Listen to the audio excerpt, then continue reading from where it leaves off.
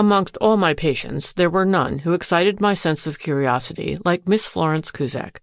I never thought of her without a sense of baffled inquiry taking possession of me, and I never visited her without the hope that some day I should get to the bottom of the mystery which surrounded her.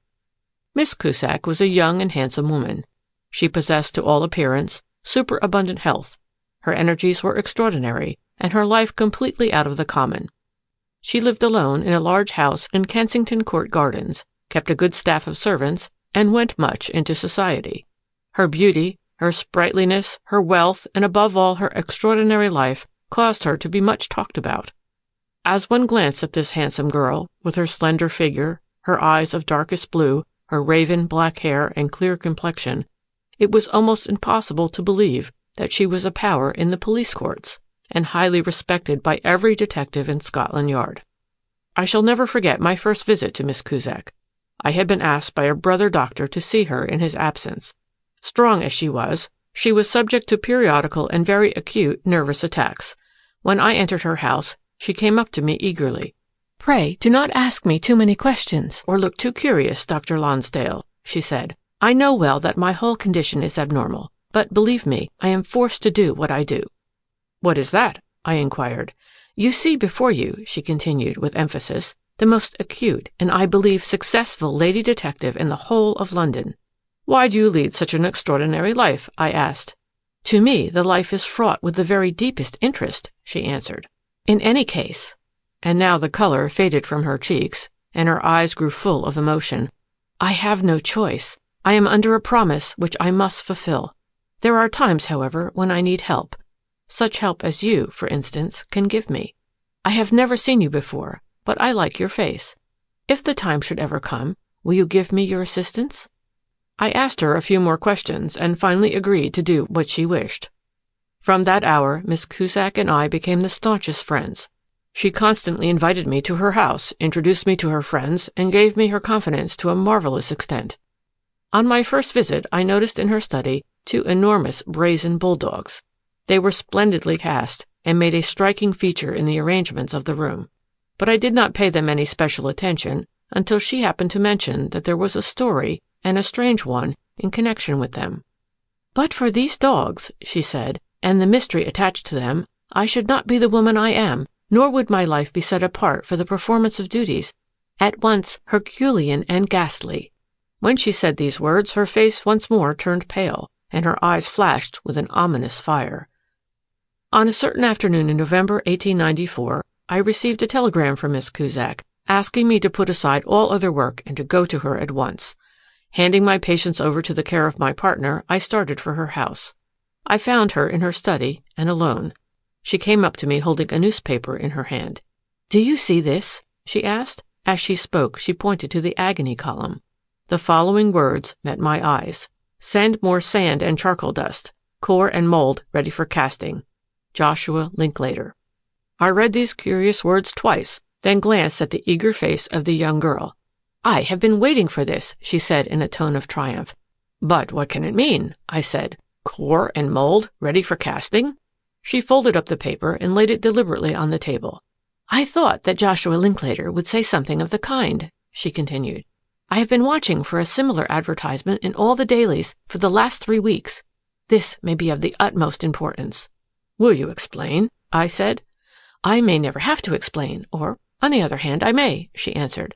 "I have not really sent for you to point out this advertisement, but in connection with another matter. Now pray, come into the next room with me."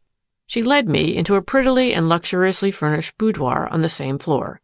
Standing by the hearth was a slender, fair-haired girl, looking very little more than a child. "May I introduce you to my cousin, Letitia Ransom?" said Miss Kusek eagerly. "Pray sit down, Letty," she continued, addressing the girl with a certain asperity. "Dr. Lonsdale is the man of all others we want. Now, doctor, will you give me your best attention, for I have an extraordinary story to relate." At Miss Kusek's words, Miss Ransom immediately seated herself. Miss Kusek favored her with a quick glance, and then once more turned to me. "You are much interested in queer mental phases, are you not?" she said. "I certainly am," I replied. "Well, I should like to ask your opinion with regard to such a will as this." Once again she unfolded a newspaper and, pointing to a paragraph, handed it to me. I read as follows: Extraordinary terms of a miser's will. Mr. Henry Bovey, who died last week at a small house at Kew, has left one of the most extraordinary wills on record. During his life his eccentricities and miserly habits were well known, but this eclipses them all by the surprising method in which he has disposed of his property. Mr. Bovey was unmarried, and as far as can be proved, has no near relations in the world. The small balance at his banker's is to be used for defraying fees, duties, and sundry charges, also any existing debts. But the main bulk of his securities were recently realized, and the money in sovereigns is locked in a safe in his house. A clause in the will states that there are 3 claimants to this property, and that the one whose net bodily weight is nearest to the weight of these sovereigns is to become the legatee. The safe containing the property is not to be opened till the 3 claimants are present. The competition is then to take place, and the winner is at once to remove his fortune. Considerable excitement has been manifested over the affair, the amount of the fortune being unknown. The date of the competition is also kept a close secret for obvious reasons. "Well," I said, laying the paper down, "whoever this Mr. Bovey was, there is little doubt that he must have been out of his mind. I never heard of a more crazy idea." "Nevertheless, it is to be carried out," replied Miss Kusek. "Now listen, please, Dr. Lonsdale. This paper is a fortnight old. It is now 3 weeks since the death of Mr. Bovey. His will has been proved, and the time has come for the carrying out of the competition. I happen to know 2 of the claimants well, and intend to be present at the ceremony." I did not make any answer, and after a pause she continued. "One of the gentlemen who is to be weighed against his own fortune is Edgar Wimburne. He is engaged to my cousin Letitia. If he turns out to be the successful claimant, there is nothing to prevent their marrying at once. If otherwise—" Here she turned and looked full at Miss Ransom, who stood up, the color coming and going in her cheeks. "If otherwise, Mr. Campbell Graham has to be dealt with." "Who is he?" I asked. "Another claimant, a much older man than Edgar. Nay, I must tell you everything. He is a claimant in a double sense, being also a lover, and a very ardent one, of Letitia's." "Letty must be saved," she said, looking at me, "and I believe I know how to do it." "You spoke of 3 claimants," I interrupted. "Who is the third?" "Oh, he scarcely counts, unless indeed he carries off the prize. He is William Tyndall, Mr. Bovey's servant and retainer." "And when, may I ask, is this momentous competition to take place?" I continued. "Tomorrow morning at 9:30 at Mr. Bovey's house. Will you come with us tomorrow, Dr. Lonsdale, and be present at the weighing?" "I certainly will," I answered. "It will be a novel experience." "Very well. Can you be at this house a little before 8:30, and we will drive straight to Kew?" I promised to do so, and soon after took my leave. The next day I was at Miss Kusek's house in good time. I found waiting for me Miss Kusek herself, Miss Ransom, and Edgar Wimborne. A moment or 2 later we all found ourselves seated in a large landau, and in less than an hour had reached our destination. We drew up at a small, dilapidated-looking house, standing in a row of prim, suburban villas, and found that Mr. Graham, the lawyer, and the executors had already arrived. The room into which we had been ushered was fitted up as a sort of study. The furniture was very poor and scanty. The carpet was old, and the only ornaments on the walls were a few tattered prints, yellow with age. As soon as ever we came in, Mr. Southby, the lawyer, came forward and spoke. "We are met here today," he said, "as you are all of course aware, to carry out the clause of Mr. Bovey's last will and testament. What reasons prompted him to make these extraordinary conditions, we do not know. We only know that we are bound to carry them out. In a safe in his bedroom there is, according to his own statement, a large sum of money in gold, which is to be the property of the one of these 3 gentlemen whose weight shall nearest approach to the weight of the gold. Messrs. Hutchinson and Company have been kind enough to supply one of their latest weighing machines, which has been carefully checked. And now, if you 3 gentlemen will kindly come with me into the next room, we will begin the business at once. Perhaps you, Dr. Lonsdale, as a medical man, will be kind enough to accompany us." Leaving Miss Kusek and Miss Ransom, we then went into the old man's bedroom, where the 3 claimants undressed and were carefully weighed. I append their respective weights, which I noted down. Graham, 13 stone 9 pounds 6 ounces. Tyndall, 11 stone 6 pounds 3 ounces. Wimburne, 12 stone 11 pounds. Having resumed their attire, Miss Kusek and Miss Ransom were summoned, and the lawyer, drawing out a bunch of keys, went across to the large iron safe which had been built into the wall. We all pressed round him, everyone anxious to get the first glimpse of the old man's hoard. The lawyer turned the key, shot back the lock, and flung open the heavy doors. We found that the safe was literally packed with small canvas bags. Indeed, so full was it that as the doors swung open, 2 of the bags fell to the floor with a heavy, crunching noise. Mr. Southby lifted them up, and then, cutting the strings of one, opened it. It was full of bright sovereigns. An exclamation burst from us all. If all those bags contained gold, there was a fine fortune awaiting the successful candidate. The business was now begun in earnest. The lawyer rapidly extracted bag after bag, untied the string, and shot the contents with a crash into the great copper scale pan, while the attendant kept adding weights to the other side to balance it, calling out the amounts as he did so. No one spoke, but our eyes were fixed as if by some strange fascination on the pile of yellow metal that rose higher and higher each moment. As the weight reached 150 pounds, I heard the old servant behind me utter a smothered oath. I turned and glanced at him. He was staring at the gold with a fierce expression of disappointment and avarice. He, at any rate, was out of the reckoning, as at 11 stone 6, or 160 pounds, he could be nowhere near the weight of the sovereigns, there being still 8 more bags to untie. The competition, therefore, now lay between Wimburn and Graham. The latter's face bore strong marks of the agitation which consumed him. The veins stood out like cords on his forehead, and his lips trembled. It would evidently be a near thing, and the suspense was almost intolerable. The lawyer continued to deliberately add to the pile. As the last bag was shot into the scale, the attendant put 4 10-pound weights into the other side. It was too much. The gold rose at once. He took one off, and then the 2 great pans swayed slowly up and down, finally coming to a dead stop. "Exactly 180 pounds, gentlemen," he cried, and a shout went up from us all. Wimburn, at 12 stone 11, or 179 pounds, had won. I turned and shook him by the hand. "I congratulate you most heartily," I cried. "Now let us calculate the amount of your fortune." I took a piece of paper from my pocket and made a rough calculation. Taking 56 pounds to the pound avoirdupois, there were at least 10,080 sovereigns in the scale before us. "I can hardly believe it," cried Miss Ransom. I saw her gazing down at the gold. Then she looked up into her lover's face.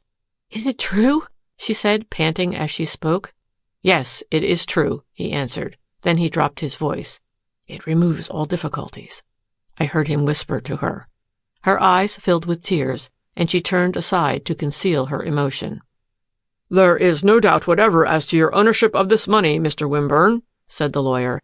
"And now the next thing is to ensure its safe transport to the bank." As soon as the amount of the gold had been made known, Graham, without bidding good-bye to anyone, abruptly left the room, and I assisted the rest of the men in shoveling the sovereigns into a stout canvas bag, which we then lifted and placed in a 4-wheeled cab which had arrived for the purpose of conveying the gold to the city. "Surely someone is going to accompany Mr. Wimburn?" said Miss Kusek at this juncture. "My dear Edgar," she continued, "you are not going to be so mad as to go alone." To my surprise, Wimburn colored, and then gave a laugh of annoyance. "What could possibly happen to me?" he said. "Nobody knows that I am carrying practically my own weight in gold into the city." "If Mr. Wimburn wishes, I will go with him," said Tyndall, now coming forward. The old man had to all appearance got over his disappointment and spoke eagerly. "The thing is fair and square," he added. "I am sorry I did not win, but I'd rather you had it, sir, than Mr. Graham. Yes, that I would, and I congratulate you, sir." "Thank you, Tyndall," replied Wimburn, "and if you like to come with me, I shall be very glad of your company." The bag of sovereigns being placed in the cab, Wimburn bade us all a hasty good-bye, told Miss Ransom that he would call to see her at Miss Kusek's house that evening, and accompanied by Tyndall, started off. As we watched the cab turn the corner, I heard Miss Ransom utter a sigh. "I do hope it will be all right," she said, looking at me. "Don't you think it is a risky thing to drive with so much gold through London?" I laughed in order to reassure her. "Oh, no, it's perfectly safe," I answered. "Safer, perhaps, than if the gold were conveyed in a more pretentious vehicle." There is nothing to announce the fact that it is bearing 10,080 sovereigns to the bank. A moment or two later, I left the two ladies and returned to my interrupted duties. The affair of the weighing, the strange clause in the will, Miss Ransom's eager, pathetic face, Wimburn's manifest anxiety had all impressed me considerably, and I could scarcely get the affair off my mind. I hoped that the young couple would now be married quickly, and I could not help being heartily glad that Graham had lost, for I had by no means taken to his appearance. My work occupied me during the greater part of the afternoon, and I did not get back again to my own house until about 6 o'clock. When I did so, I was told to my utter amazement that Miss Kusek had arrived and was waiting to see me with great impatience. I went at once into my consulting room, where I found her pacing restlessly up and down. "What is the matter?" I asked. "Matter!" she cried. "Have you not heard? Why, it has been cried in the streets already. The money is gone, was stolen on the way to London. There was a regular highway robbery in the Richmond Road, in broad daylight, too. The facts are simply these. 2 men in a dog-cart met the cab, shot the driver, and after a desperate struggle in which Edgar Wimburn was badly hurt, seized the gold and drove off. The thing was planned, of course, planned to a moment." "But what about Tyndall?" I asked. "He was probably in the plot. All we know is that he has escaped and has not been heard of since." "But what a daring thing!" I cried. "They will be caught, of course. They cannot have gone far with the money." "You do not understand their tricks, Dr. Lonsdale, but I do," was her quick answer. "And I venture to guarantee that if we do not get that money back before the morning, Edgar Wimburn has seen the last of his fortune. Now, I mean to follow up this business, all night if necessary." I did not reply. Her dark, bright eyes were blazing with excitement, and she began to pace up and down. "You must come with me," she continued. "You promised to help me if the necessity should arise." "And I will keep my word," I answered. "That is an immense relief." She gave a deep sigh as she spoke. "What about Miss Ransom?" I asked. "Oh, I have left Letty at home. She is too excited to be of the slightest use." "One other question," I interrupted, "and then I am completely at your service. You mentioned that Wimburn was hurt." "Yes, but I believe not seriously. He has been taken to the hospital. He has already given evidence, but it amounts to very little. The robbery took place in a lonely part of the road, and just for the moment there was no one in sight." "Well," I said as she paused, "you have some scheme in your head, have you not?" "I have," she answered. "The fact is this. From the very first I feared some such catastrophe as has really taken place. I have known Mr. Graham for a long time and distrusted him. He has passed for a man of position and means, but I believe him to be a mere adventurer. There is little doubt that all his future depended on his getting this fortune. I saw his face when the scales declared in Edgar Wimburn's favor. But there, I must ask you to accompany me to Hammersmith immediately. On the way I will tell you more." "We will go in my carriage," I said. "It happens to be at the door." We started directly. As we had left the more noisy streets, Miss Kusek continued. "You remember the advertisement I showed you yesterday morning?" I nodded. "You naturally could make no sense of it, but to me it was fraught with much meaning. This is by no means the first advertisement which has appeared under the name of Joshua Linklater.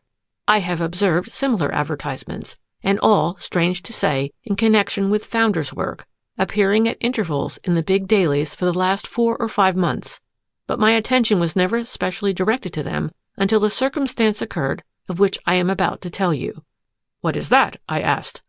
3 weeks ago a certain investigation took me to Hammersmith in order to trace a stolen necklace. It was necessary that I should go to a small pawnbroker's shop. The man's name was Higgins.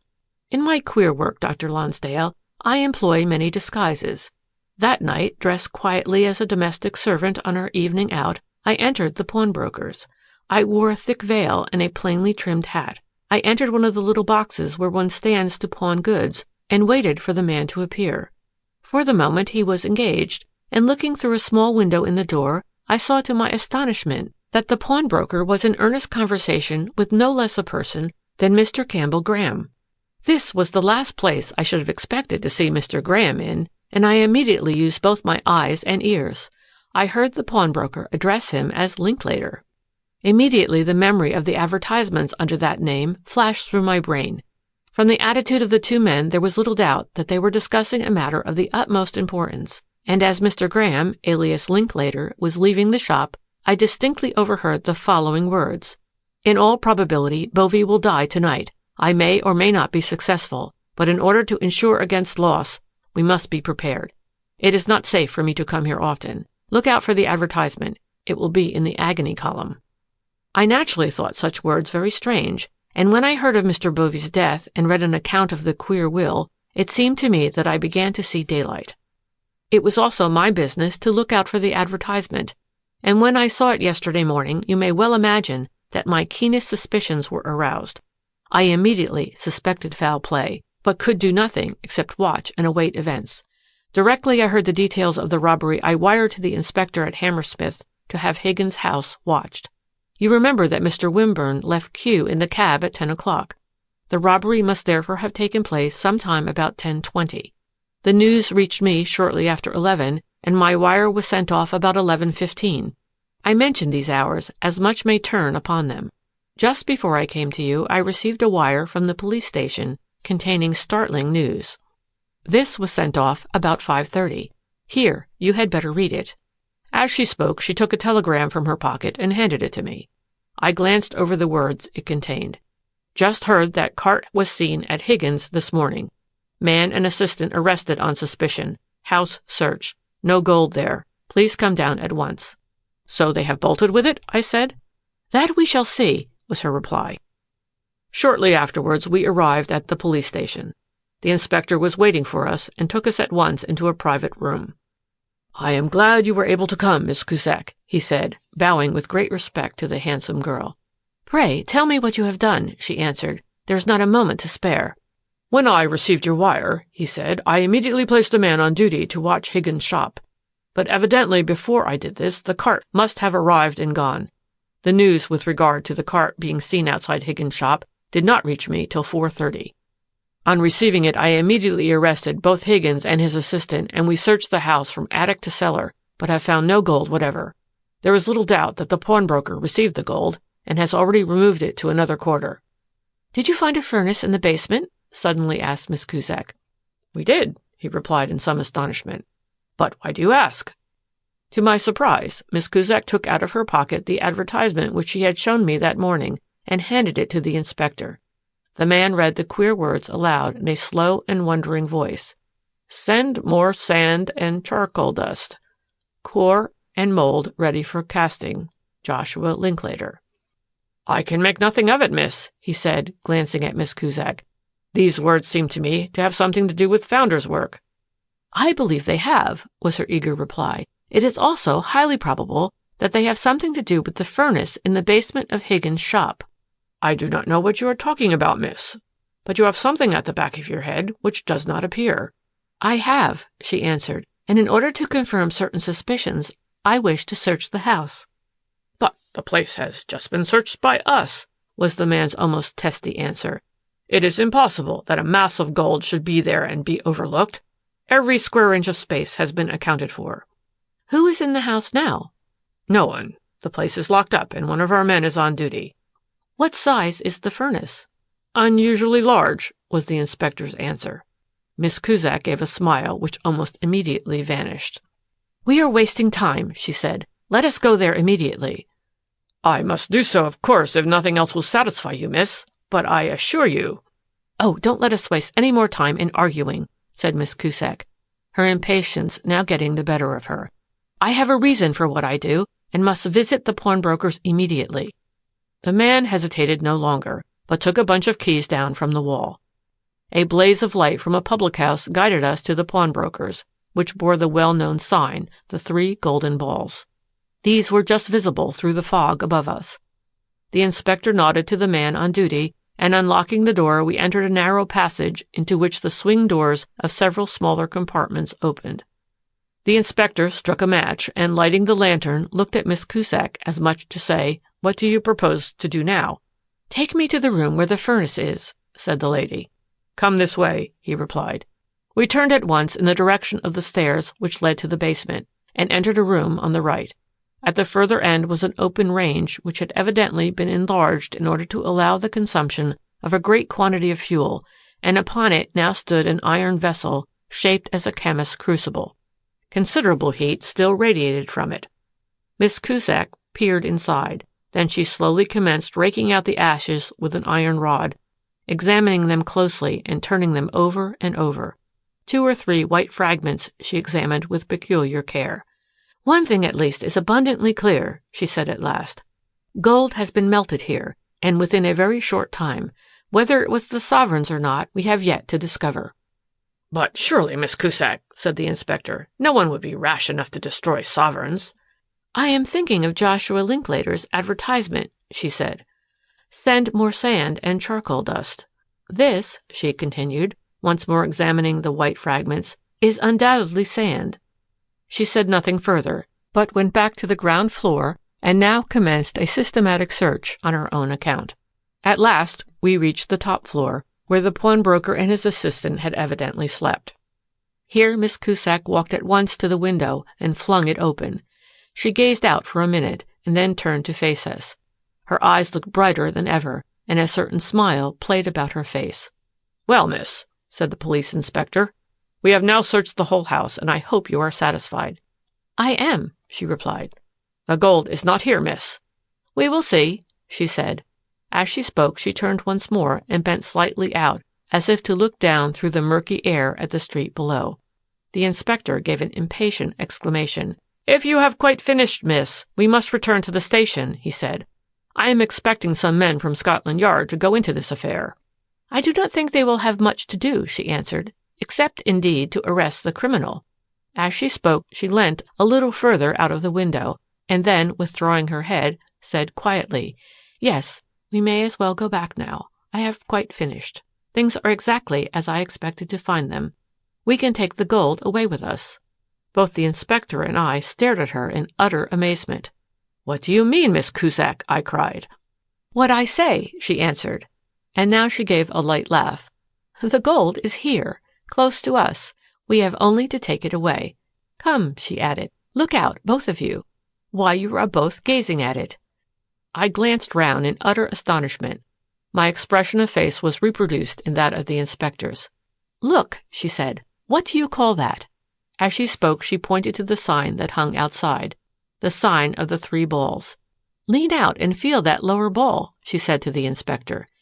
He stretched out his arm, and as his fingers touched it, he started back. "Why, it is hot," he said. "What in the world does it mean?" "It means the lost gold," replied Miss Kusek. "It has been cast as that ball. I said that the advertisement would give me the necessary clue, and it has done so. Yes, the lost fortune is hanging outside the house. The gold was melted in the crucible downstairs and cast as this ball between 12 o'clock and 4:30 today. Remember, it was after 4:30 you arrested the pawnbroker and his assistant." To verify her extraordinary words was the work of a few moments. Owing to its great weight, the inspector and I had some difficulty in detaching the ball from its hook. At the same time, we noticed that a very strong stay, in the shape of an iron wire rope, had been attached to the iron frame from which the 3 balls hung. "You will find, I am sure," said Miss Kusek, "that this ball is not of solid gold. If it were, it would not be the size of the other 2 balls. It has probably been cast round a center of plaster of Paris to give it the same size as the others. This explains the advertisement with regard to the charcoal and sand. A ball of that size in pure gold would weigh nearly 300 pounds, or 20 stone. "Well," said the inspector, "of all the curious devices that I have ever seen or heard of, this beats the lot. But what did they do with the real ball? They must have put it somewhere." "They burnt it in the furnace, of course," she answered. "These balls, as you know, are only wood covered with gold paint. Yes, it was a very clever idea, worthy of the brain of Mr. Graham, and it might have hung there for weeks and been seen by thousands passing daily till Mr. Higgins was released from imprisonment, as nothing whatever could be proved against him."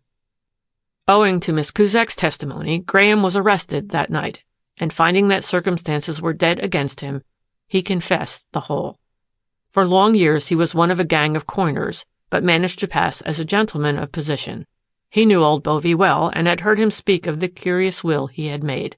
Knowing of this, he determined at any risk to secure the fortune, intending, when he had obtained it, to immediately leave the country. He had discovered the exact amount of the money which he would leave behind him, and had gone carefully into the weight which such a number of sovereigns would make. He knew at once that Tyndall would be out of the reckoning, and that the competition would really be between himself and Wimburne. To provide against the contingency of Wimburne's being the lucky man, he had planned the robbery. The gold was to be melted and made into a real golden ball, which was to hang over the pawn shop until suspicion had died away.